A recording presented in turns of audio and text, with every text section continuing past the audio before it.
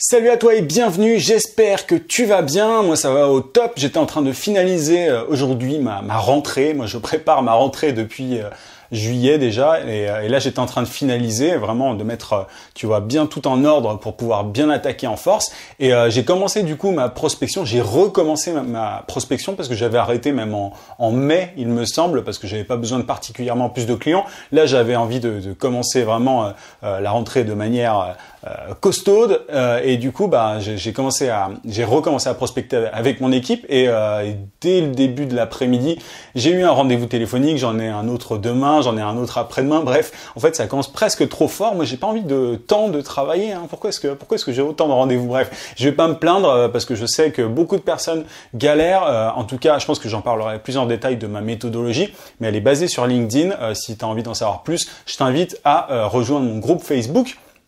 T'as le lien en description, tout simplement, et j'en parle de temps en temps. Bref, c'est pas de ça dont je voulais te parler aujourd'hui. Aujourd'hui, je voulais te parler de l'art de packager tes services. Je vais t'expliquer ce que je veux dire par là.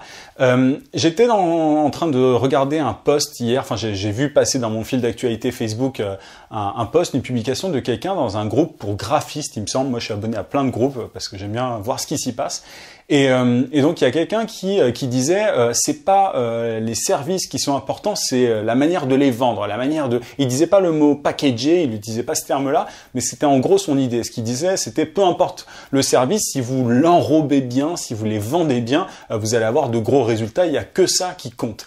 Et ce qui était assez marrant, c'est que derrière les commentaires en fait des gens étaient ultra négatifs. Les gens disaient ouais mais c'est pas éthique du tout ce que tu racontes. En gros ce que tu es en train de dire c'est que si on emballe bien de la merde derrière ça peut se vendre. Moi j'ai plus de morale que ça. Bref en fait les gens étaient un peu en train de se prendre la tête par rapport à ce que le mec disait. Mais en fait le truc c'est que il a raison d'un côté et il a tort d'un autre et c'est ce que je voulais du coup creuser aujourd'hui avec toi. Pour moi, le packaging, c'est essentiel. L'art d'enrober les choses, de bien présenter, j'aime pas trop le terme enrober parce que ça fait ultra péjoratif, mais l'art de mettre en valeur tes services, pas les choses, là on parle de services, l'art de bien mettre en valeur tes services est important parce qu'aujourd'hui on est dans une époque où pour attirer l'attention, on veut en gros, enfin il est nécessaire de faire un joli paquet cadeau. Tu peux le voir absolument partout si tu es sur YouTube. Je sais pas sur quelle vidéo tu cliques régulièrement, mais ça m'étonnerait que tu cliques sur des titres chiants. Des fois, je le fais. Moi, je mets des titres un peu chiants parce que comme ça, je sais que ça intéressera que les gens vraiment intéressés par le sujet. Même si je fais quand même un effort de packaging de mes vidéos, quand même un minimum. Mais tu cliques sans doute sur des trucs pas putaclic, mais tu vois des trucs un petit peu sexy, un petit peu prometteurs. Ça, c'est un exemple. On te vend pas des services sur YouTube, mais c'est un exemple. Du fait que le packaging, l'enrobage est important. Et t'as ça dans énormément d'autres domaines. Enfin, si tu peux, dans les magasins, c'est la même chose. Évidemment, le joli paquet, il va attirer plus l'attention qu'un paquet tout moche. Enfin bref, je vais pas te donner plein d'exemples par rapport à ça. C'est le cas. C'est comme, tu vois, les objets d'email. Les objets d'email, tu n'ouvres pas un email qui te semble directement promotionnel. Tu vas ouvrir un email qui attise ta curiosité, qui est un peu intriguant. Bref.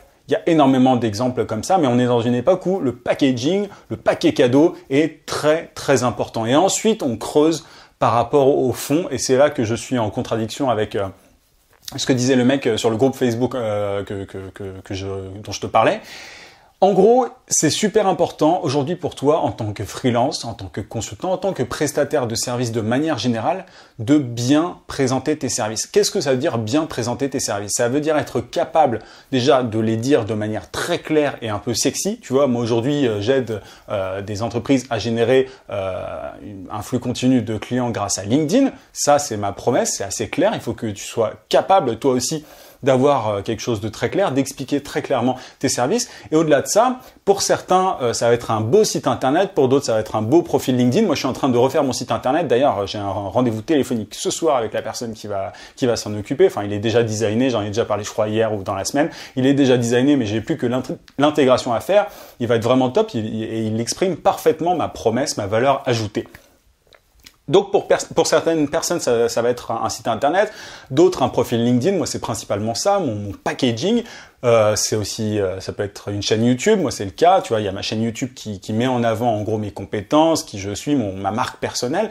Bref, mais il faut que tu sois capable de bien présenter tes services. Et du coup, il te faut un beau site, il te faut éventuellement un beau logo et tout, mais c'est essentiel pour attirer l'attention. Mais en même temps, et c'est là vraiment que j'attire ton attention, il faut que que le fond soit important. Si tu proposes un service qui n'intéresse personne, peu importe ton packaging, peu importe ton paquet cadeau, derrière tes clients, ils vont pas taper ou ils vont pas te payer de manière décente. Ils vont être ok, peut-être un peu attirés par ton joli site web ou alors par ton joli profil LinkedIn ou alors par ton joli email avec plein d'émoticônes partout. Non, ça surtout ne fait jamais ça. Pas d'émoticônes dans les emails. Une fois, j'en ai reçu un avec plein d'émoticônes. Ça m'a brûlé les yeux. J'étais en train de pleurer.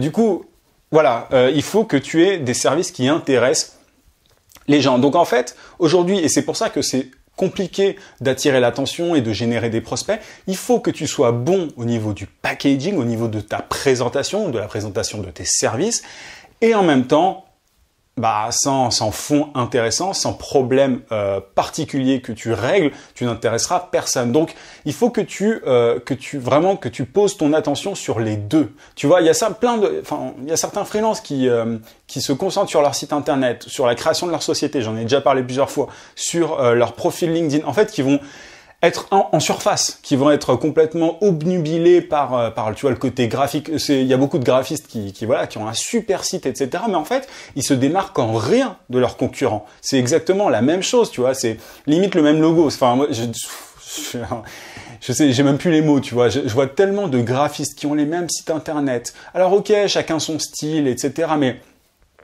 ils ont des sites ultra similaires, ils ont les mêmes compétences. En gros, bref, en fait, il y a une armée de clones. Et le packaging, il te permet déjà de te différencier. Donc arrête de faire comme tout le monde. Tu verras mon site internet. Moi, je pense pas du tout qu'il soit comme tout le monde. Alors c'est un site qui est optimisé pour la conversion, donc il va être assez. Voilà, il y a des règles quand même qui sont j'obéis à certaines règles quand même. Mais tu vois, il est très personnel, etc. Et du coup, voilà, il faut que tu aies un packaging, un paquet cadeau qui te ressemble. Mais au-delà de ça, derrière, il faut que tu arrêtes de mettre une liste ultra complète, ultra exhaustive de, de toutes les compétences, de tout ce que peut faire un graphiste. T'es pas obligé. Et pourquoi est-ce que je prends l'exemple des graphistes? Et c'est pareil pour d'autres domaines, hein, mais pourquoi est-ce que je te parle des graphistes? C'est parce qu'ils font tous des logos, du print, des sites internet, des PLV, ils font je vais arrêter là, tu vois, des miniatures YouTube, enfin bref. Ils font un peu tout. Le graphiste aujourd'hui, voilà, il a un joli site internet, un peu, responsif forcément, avec un joli logo, etc. Mais en fait, derrière, il fait absolument comme tout le monde. De l'autre côté, parfois, tu as des gens qui, ont une belle proposition, une bonne promesse. Moi, j'en vois pas mal. Des gens qui ont une super promesse, mais qui derrière ne savent pas bien la packager. En fait, je vois vraiment les deux problèmes aujourd'hui. Il y a vraiment des gens qui ont un super paquet cadeau, mais qui est complètement vide, qui n'a aucun intérêt. Pardon, j'arrive plus à parler. Et en même temps, il y a certaines personnes qui ont une super promesse. Moi, j'en ai vu vraiment beaucoup et j'en vois souvent des gens qui ont un truc, qui ont une vraie valeur ajoutée, si tu veux. Ils sont ce qu'on appelle des problèmes solvers. C'est des gens qui règlent un vrai problème qui est rencontré par de vrais clients et qui peuvent être vraiment payés décemment. Et en même temps, ils n'arrivent pas à mettre en valeur ça. Et comment est-ce qu'on fait pour mettre en valeur une belle promesse, un beau truc, de beaux services? Pour ça, il faut pas forcément faire un site internet, mais en tout cas être capable de le présenter. Tu vois, quand quelqu'un te parle avec toi, je ne sais pas, que ce soit dans un événement, on parlait de networking il y a pas longtemps, mais tu vois, si tu rencontres quelqu'un, il faut être capable en une phrase de présenter ta problématique, ce que tu règles comme problématique, ta promesse tout simplement. Et si tu veux faire un site internet, il faut qu'on comprenne dès qu'on va sur ton site internet ce que tu fais. Tout simplement. Et évidemment, il faut qu'il soit joli, etc. Mais bref, je vais pas rentrer dans ces détails-là. Mais sur ton profil LinkedIn, c'est la même chose. Arrête de mettre, comme 99% des gens, absolument tout ton CV. Enfin, même si, enfin, tu vois, si t'as bossé 3 mois au McDo, ne mets pas ça si t'es développeur. Enfin, on s'en tape complètement. Enfin, il y a plein de gens qui mettent ça, tu sais, les stages de 3 mois, 6 mois quand ce sont des jeunes, des gens qui se lancent sur le marché du travail. Tu vois, parfois, tu as des trucs, mais tu leur demandes, mais pourquoi est-ce que tu mets ça? Il faut que tu sois cohérent.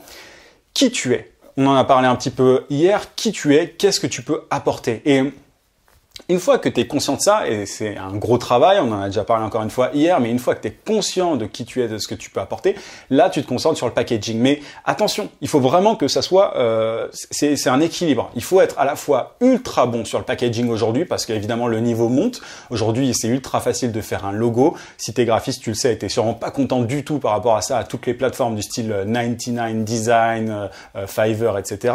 Donc c'est... Enfin, Fiverr, ils font enfin, les gens en général, c'est pas de la très bonne qualité, c'est pas des logos de fou, mais 99 Design, c'est déjà un autre niveau, même si je cautionne pas du tout. Mais en tout cas, voilà, c'est beaucoup plus facile aujourd'hui d'avoir un joli design, un joli logo, un joli site, c'est beaucoup plus facile.